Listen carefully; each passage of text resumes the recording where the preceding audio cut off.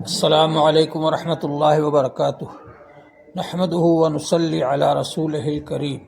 اما بعد، اعوذ باللہ من الشیطان الرجیم، بسم اللہ الرحمن الرحیم۔ قال اللہ تبارک وتعالی فی القرآن المجید والفرقان الحمید، یا ایہا الذین آمنوا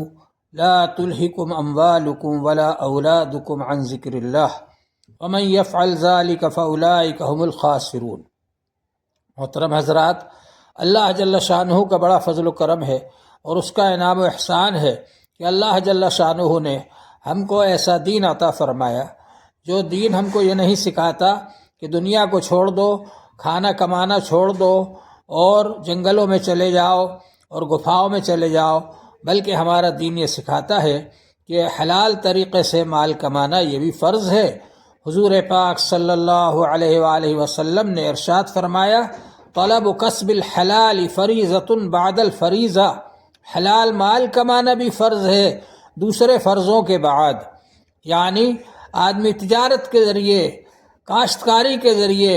یا محنت مزدوری کے ذریعے یا ملازمت کے ذریعے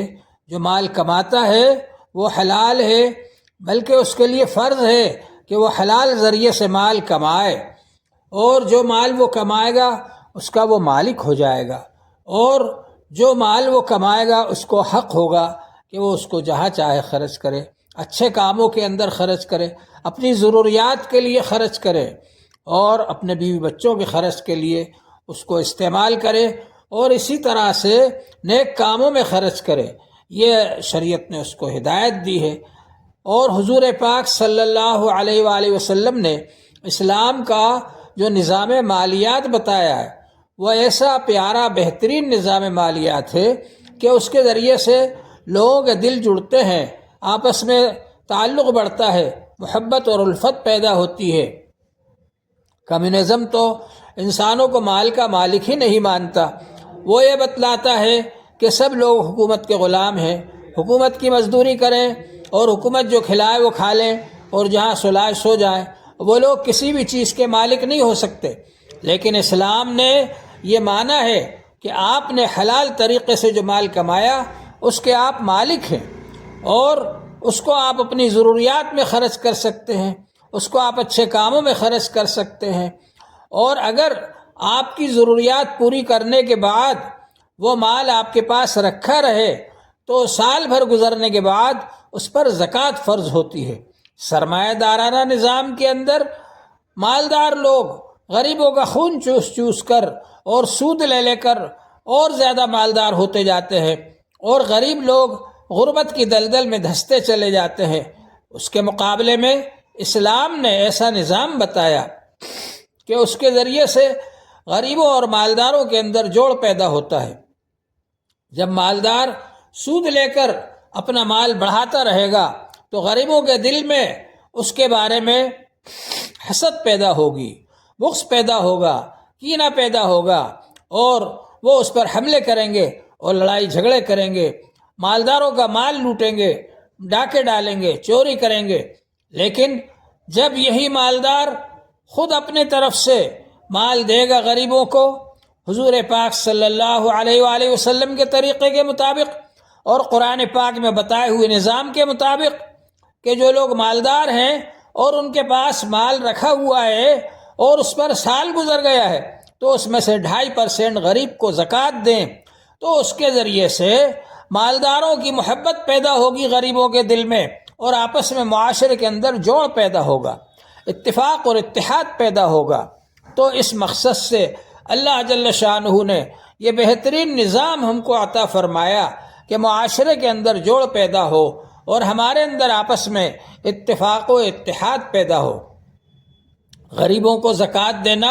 سال بھر میں ایک بار فرض ہے، اور ہر سال جتنا بھی مال آپ کے پاس رکھا ہوا ہے ضرورت سے زائد، اس کا حساب لگا کر اس میں سے 2.5% غریب کو دینا یہ فرض ہے۔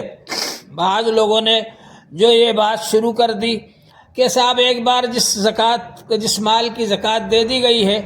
اب اس مال پر دوبارہ زکوٰۃ دوسرا سال گزرنے پر نہیں دی جائے گی، یہ بات صحیح نہیں ہے۔ ہر سال جتنا مال ضرورت سے زائد رکھا ہوا ہے اس کا حساب لگا کر اور اس میں سے 2.5% غریبوں کو دینا فرض ہے۔ کسی بھی غریب کو آپ دے دیں تو زکوٰۃ ادا ہو جائے گی، لیکن اگر آپ کی یہ زکوٰۃ ایسے دینی مدرسے میں پہنچ جاتی ہے جہاں کے غریب بچے پڑھتے ہیں رہتے ہیں، ان کے کھانے کا، پڑھنے کا، رہنے کا انتظام ہوتا ہے، تو آپ کو کئی درجے زیادہ اجر و ثواب ملے گا۔ غریب مسکین کی خدمت کا بھی ثواب ملے گا اور آپ کو دین کی خدمت کا بھی ثواب ملے گا اور دین کی حفاظت اور اشاعت کا بھی ثواب ملے گا، اور اس کے ساتھ یہ کہ صدقہ جاریہ ہے۔ جب تک یہ بچے پڑھیں گے اور پھر یہ پڑھ کر دوسروں کو پڑھائیں گے، پھر ان کا سلسلہ چلتا رہے گا،